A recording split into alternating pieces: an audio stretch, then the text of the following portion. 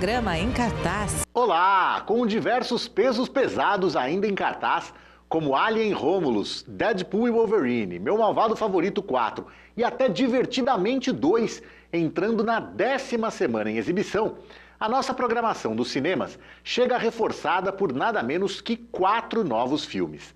Portanto, temos bastante assunto aqui hoje. Então não vamos perder mais tempo, a não ser para eu pedir para você se inscrever aqui no nosso canal. Ajude o canal a crescer, o maior beneficiado pode ser você. Bom, nossa primeira estreia da semana é Sobrenatural. Em O Corvo, o jovem casal apaixonado Eric e Shelley é brutalmente assassinado. Mas ele se sacrifica para receber a chance de salvar a amada. E para isso, ele volta do mundo dos mortos em busca de vingança.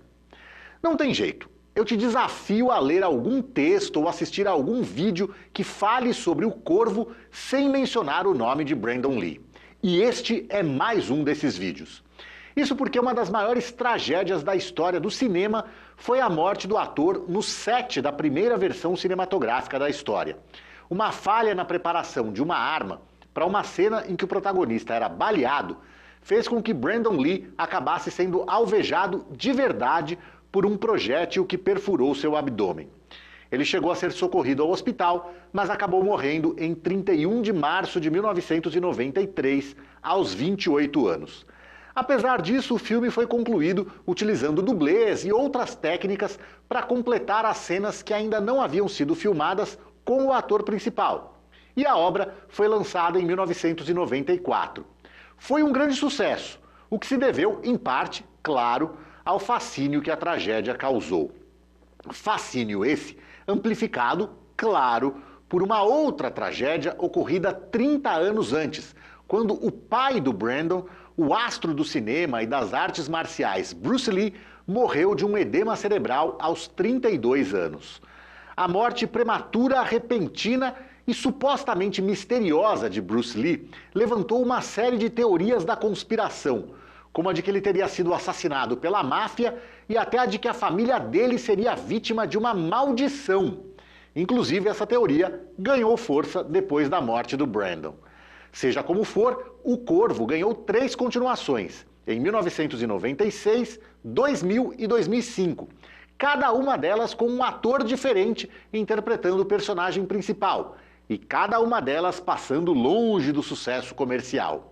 Mesmo assim, Hollywood continuou interessada nessa história sombria de vingança, baseada em uma série de histórias em quadrinhos de autoria de James O'Barr, publicada entre 1989 e 1999.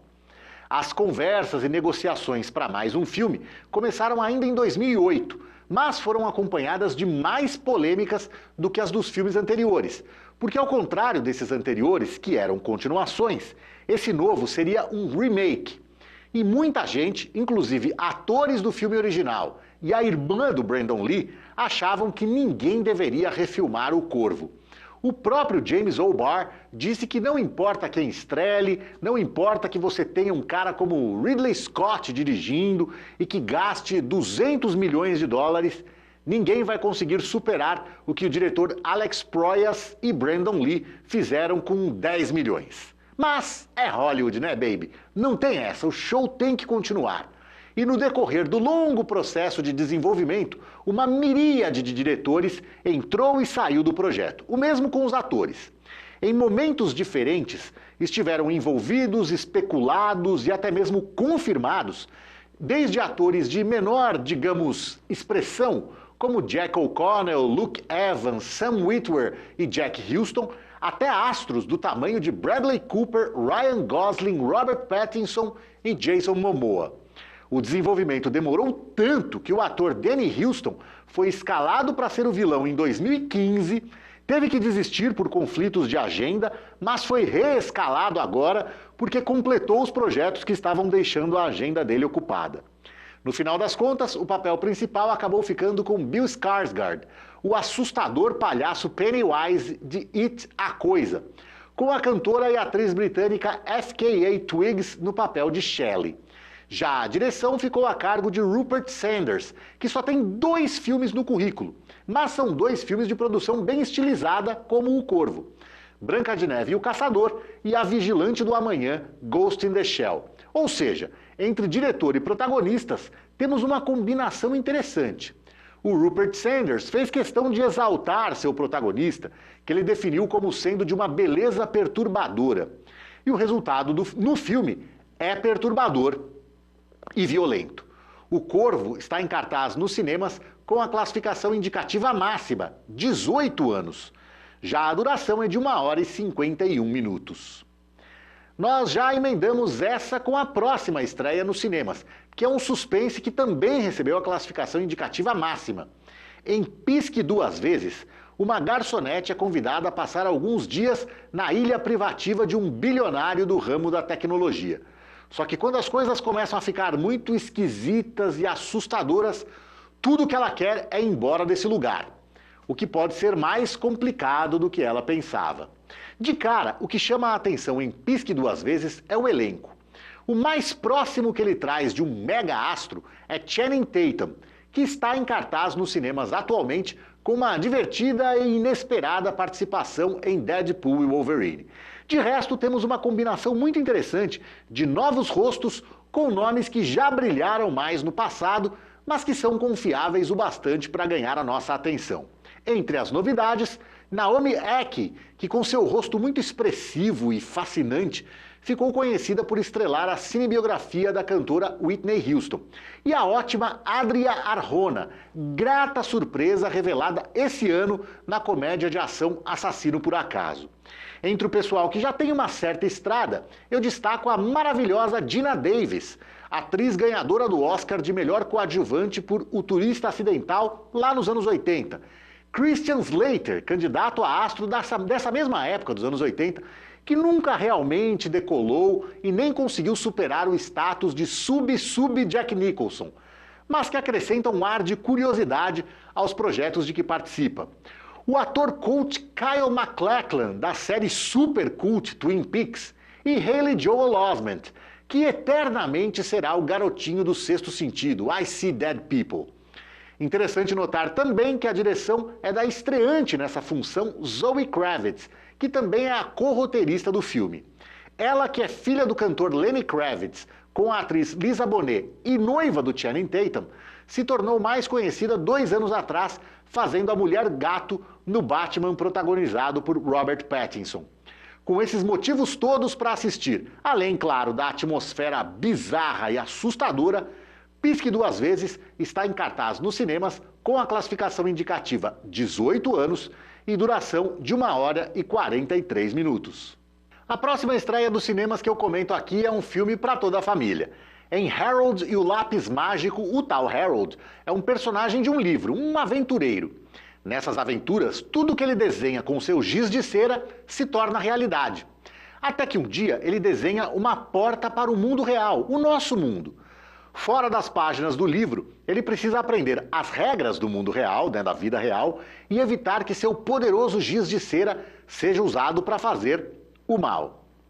Agora há pouco, comentando sobre o Corvo, eu dizia que o penoso processo, desde que o projeto começou a ser desenvolvido até a sua chegada às telas, foi longo. Foram longos 15 anos. Pois no caso de Harold e o Lápis Mágico, levou ainda mais. Muito mais. Em 1992, há 32 anos, o autor de livros infantis Maurice Sendak, responsável pelo clássico Onde Vivem os Monstros, fundou um estúdio de cinema e comprou os direitos de adaptação de várias obras infantis, entre elas Haroldo e o Lápis Cor-de-Roxo, tradução para o português de Portugal para Harold and the Purple Crayon, que o cartunista e ilustrador norte-americano Crockett Johnson publicou em 1955. Já em 1994, as correntes do projeto começaram a se mover. Primeiro com Henry Selick, diretor de O Estranho Mundo de Jack, e que depois faria James e o Pêssego Gigante e Coraline. Ele foi embora e veio Spike Jonze, de Quero Ser John Malkovich, Ela e, veja só, Onde Vivem os Monstros. Ele também se foi, e aí veio David O. Russell, de filmes como Trapaça e O Lado Bom da Vida.